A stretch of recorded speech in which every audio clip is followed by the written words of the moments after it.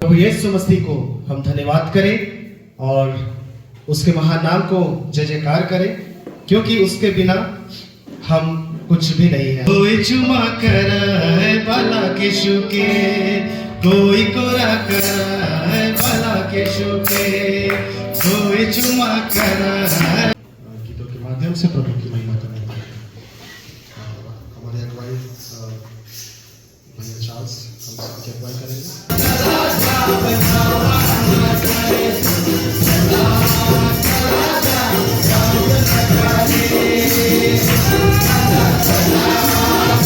और अब सोचिए वो महान परमेश्वर पिता इतने ठंड में, बताती है वो जो समय था बड़ा ठंडा था, उस समय में उनका जन्म हुआ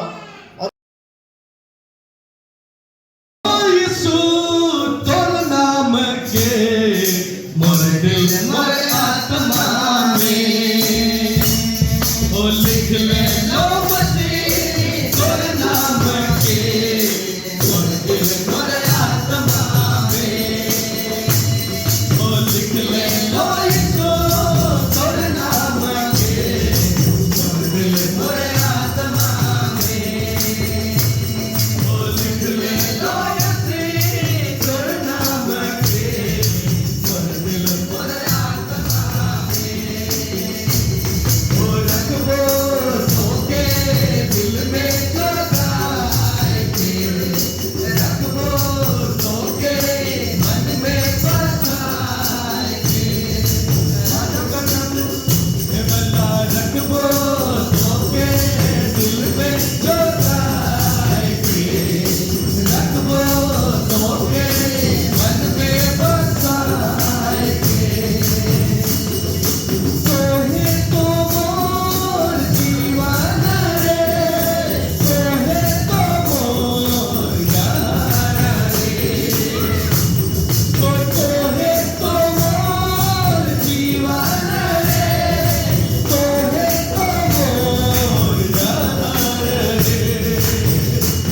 तू लिख ले लो यीशु तोर नाम के मोर दिल मोर आत्मा में ओ लिख ले लो मसीह तोर नाम के मोर दिल मोर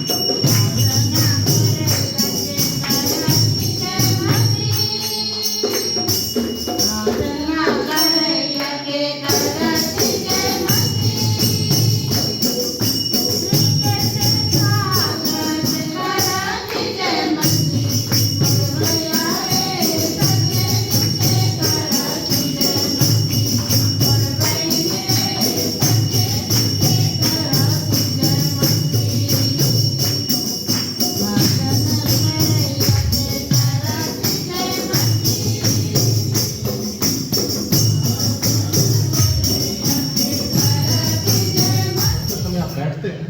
प्रभु की उपस्थिति हम सभी के बीच बनी रहे, वो गंभीरता हमारे जीवन में बना रहे कि क्यों यहाँ पर उपस्थित है, उस बात को लेकर हम गंभीर रहें और उस गंभीरता से हम यहाँ उपस्थित रहें। हम इन बातों के लिए प्रार्थना करेंगे और पूरी कलीसिया के लिए प्रार्थना करेंगे और हम चाहेंगे कि प्रार्थना अगुवाई पास्टर मनमोहन जी करेंगे।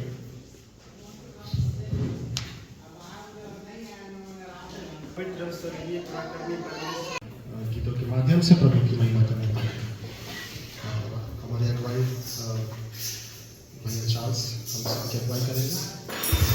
गीतों में भाई सब अपने जगह में खड़े हो जाएंगे और हम प्रभु की महिमा करें और हम सादरी से गीत गाएंगे।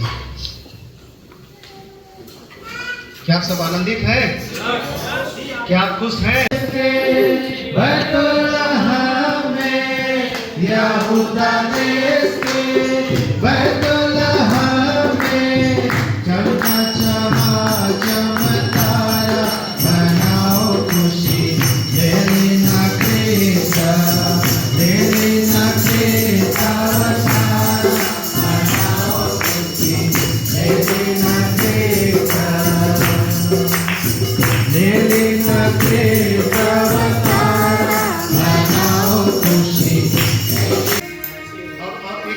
राजा जन्मा दाऊद नगर बैतूलहम में।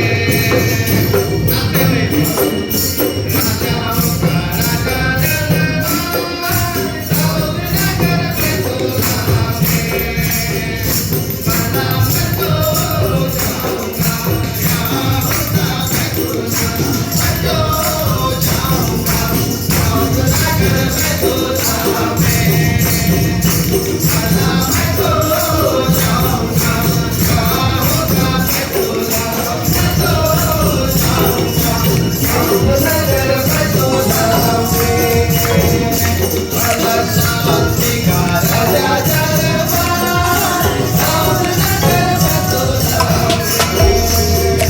भला शांति का राजा जन्मा दाऊद नगर बैतूलहम में।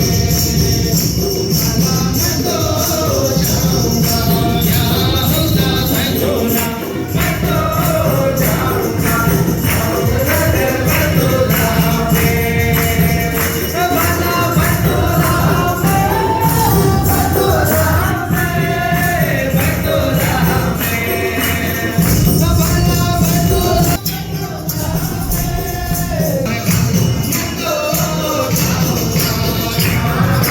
बैतूलहम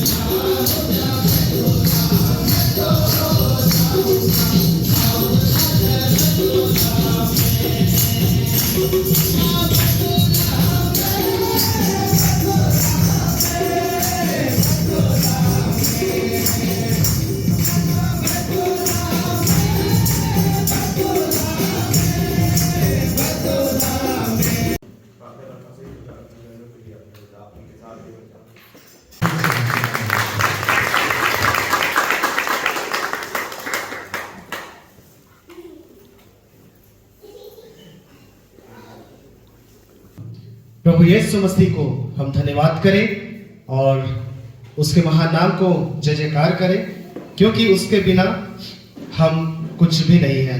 हालेलुया। प्रभु यीशु मसीह है तो हम हैं। कितने लोग मानते हैं? हालेलुया। तो आइए हम उस शख्स के बारे में आज सुनने चले। इस संसार में आकर पूरे मानव जाति के लिए एक जीवन जीने के तरीके को दिखाया, बताया, सिखाया। क्या आप तैयार हैं ऐसे शख्स के बारे में जानने के लिए, सुनने के लिए? और वो शख्स कौन है? नो डाउट प्रभु यीशु मसीह। हालेलुया। चलिए, इससे पहले मैं एक लाइन गाना चाहता हूँ, गीत के बोल। कोई चुमा कर बाला के शुके, कोई कोरा कर बाला के शुके, कोई चुमा कर बाला के शुके, कोई कोरा कर बाला के शुके। बैतूलहम को हर गले चरनी में सुतल रहे, मुकड़ा है बड़ी सुंदर रे। कोई चुमा कर बाला के शुके, कोई कोरा कर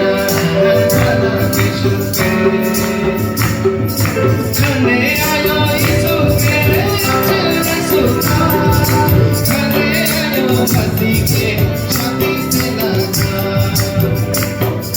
घने आयो यीशु के अचल सुखा, घने आयो मसीह के छाती से लगा।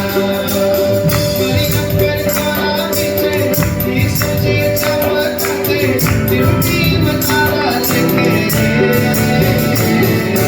कोई चुमा करा है बाला यीशु के, कोई पूरा करा है बाला यीशु के। इसको सीख रहे हैं और अभी हाल फिलहाल में ही हम जब प्रोग्राम बना रहे थे तो प्रोग्राम के ऊपर में लूका उसका 2 अध्याय का जो मूल पद हमने लिया हुआ है ना, क्या है मूल पद? आनंद का सुसमाचार सुनाता हूँ कि जो सब लोगों के लिए होगा, है ना, सब जान रहे हैं इसको। अब ये बताइए, बेस्ट को दीजिएगा, ये बताइए कि सबसे पहले बाइबल में प्रभु यीशु मसीह के आने की भविष्यवाणी कहाँ हुई? प्रभु के दास लोग ने बताएंगे। सबसे पहले लोग ये सोचते हैं ना, लगता हूं अब जो लोग सोएंगे वहीं से पूछूंगा ना।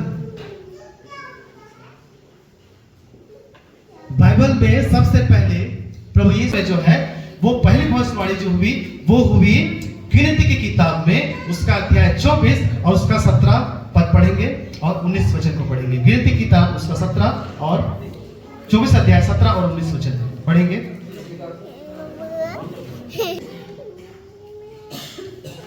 जी साथ आप लोग एक वचन निकाल लीजिए कि क्यों प्रभु यीशु मसीह को इस संसार में आना पड़ा, और अच्छे समझ पाएंगे। मेरे साथ निकाल लीजिएगा यशायाह नबी की किताब उसका अध्याय 9 1 से लेकर इसको हम लोग 7 वचन तक मनन करेंगे। आप ध्यान से देखिएगा तो आपको समझ में आएगा कि क्यों प्रभु यीशु मसीह के संसार में आना पड़ा। पेज नंबर होगा 831, यशायाह नबी की किताब उसका अध्याय 9। ध्यान से सुनेंगे, ध्यान से समझेंगे कि हम किस शख्सियत के बारे में हम बात करने जा रहे हैं।